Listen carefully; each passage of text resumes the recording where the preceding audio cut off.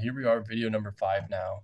I hope you've been following along, getting some value from these videos, and I encourage you to go back and watch each of these. Now that we're less than 3 weeks from camp, I think these would be a good way for you to get your mind right and get in the mindset for the battle that is ahead of us. So for today's topic, I want to talk about something that I'm calling taking people with you. And really, this is a theory of motivation, and it applies to recruiting and enlisting support and the help that you need to ultimately get the job done that you're trying to achieve. And it comes down to this idea, it really starts with this idea that if you want to recruit people to help push in the direction that you're going, you need to have a dream big enough that allows the space for their dream to fit inside. Okay, so first of all, you have to have a big dream. And when you go to recruit and enlist others to come with you, the breadth of your dream will allow the space for others to pursue their dreams within the scope of yours, but in a way that's complementary. And when you recruit them and you talk to them, you have to talk to them in the terms of their dreams and ambitions, and because that's the language that they speak and that's what motivates them. But so you show them essentially in the context of the bigger dream the way that their dreams complementary, and then you have to allow them the space and the freedom to pursue their dream in a way that they can feel autonomous, and they can feel ownership over it. And when you do that, they're chasing after what motivates them, but in a way that's complementary to the bigger dream and the bigger mission.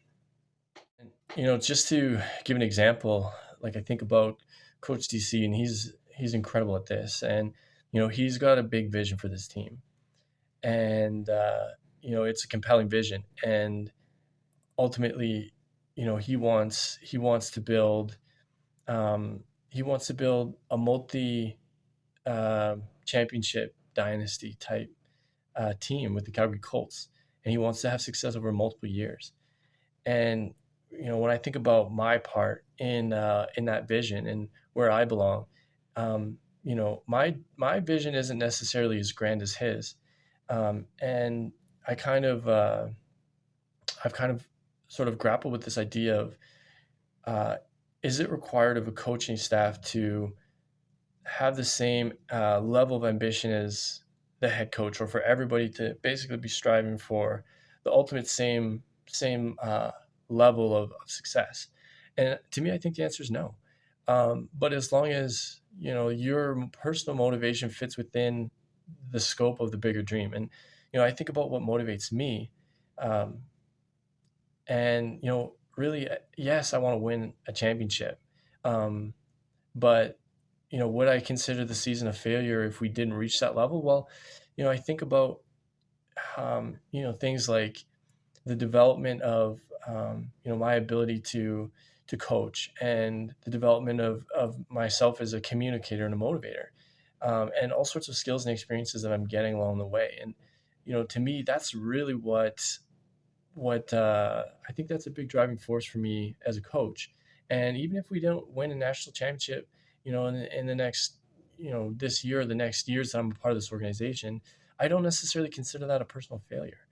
Um, but what drives me in my quest for personal growth, it fits within the scope of the larger dream. And for that reason, Coach DC is able to enlist my help and pushing towards that bigger dream. And that's what it's really about when it comes to taking people with you. So the first step is really, you have to have a clear vision with a large scope. Okay, we've talked about that. So you have to have, your dream has to be big enough for the dreams of others to fit within it. And you have to be clear about what that is for you.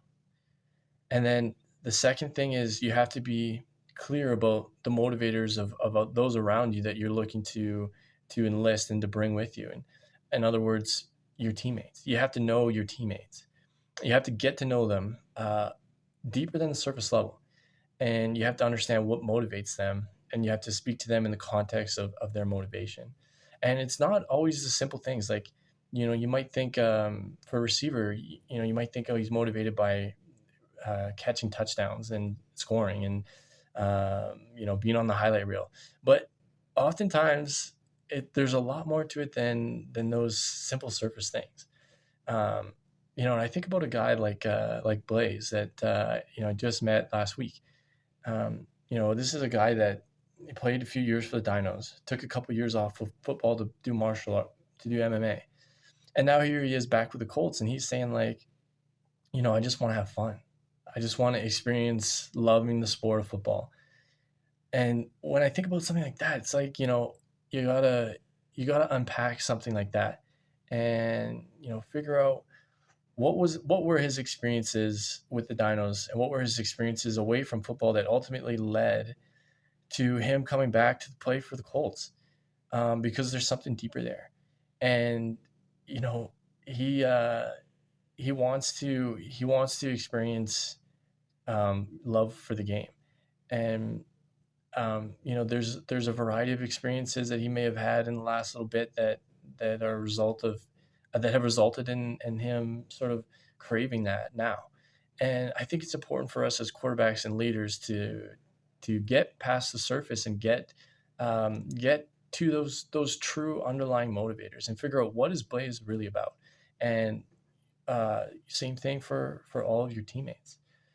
And then you speak to him in a way that sort of allows him to pursue his motivators in a context that is helpful to the overall larger picture. And when I'm talking to a guy like Blaze, it's like, hey, like let's make this fun. Let's do our job and let's have fun with it. This is a guy that wants high fives. He wants you to meet him in the end zone and celebrate with them because he wants to have fun and enjoy it. And when you understand what that true motivation is, you can speak to him in a way that enlists his help because um, you know what motivates him, and and in doing so, and in speaking to him in the context of his motivation, you can truly you can enlist his help in the direction that you want to push him. So some advice on getting past the surface level with your teammates and getting to know what really drives them. Well, you have to ask deep questions. And deep questions are questions about a teammate's values, about their beliefs, about their experiences, and about asking them to make a judgment. So these are ways that you can get to know your teammates better, and it's subtle.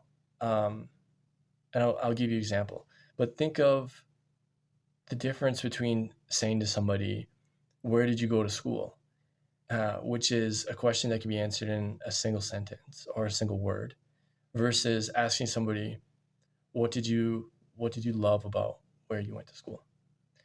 And when you frame the question in such a way, as the latter, it allows your teammate to elaborate on their emotions and unpack a little bit, and get a little bit deeper.